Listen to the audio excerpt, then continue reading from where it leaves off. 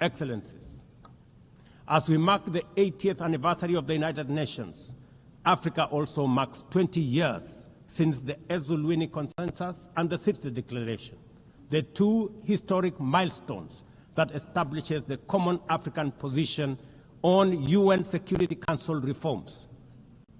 For 2 decades, Africa has spoken in one voice, demanding justice, equity, and representation in the highest organ of global governance.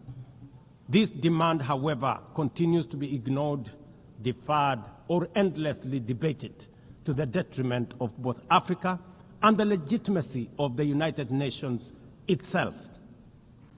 You cannot claim to be the United Nations while disregarding the voice of 54 nations. It is not possible.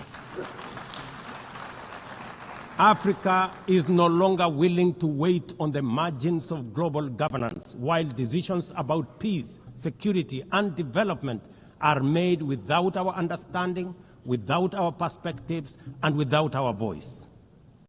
Africa's exclusion is not only unacceptable, unfair, and grossly unjust, it also undermines the very credibility of the United Nations, this organization. Africa dominates most of the Security Council agenda, provides some of the largest contingents of UN peacekeeping forces, and bears the heaviest costs of instability. Yet we remain the only continent without a permanent seat at the main table, where decisions about our destiny are made.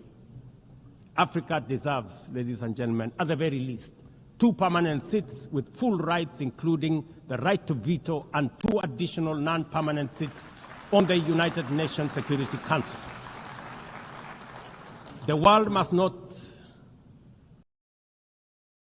must understand that reforming the Security Council is not a favor to Africa or to anybody. It is a necessity for the United Nations' own survival. If the United Nations is to remain relevant in this century, it must reflect today's realities, not the post-war power arrangements of 1945.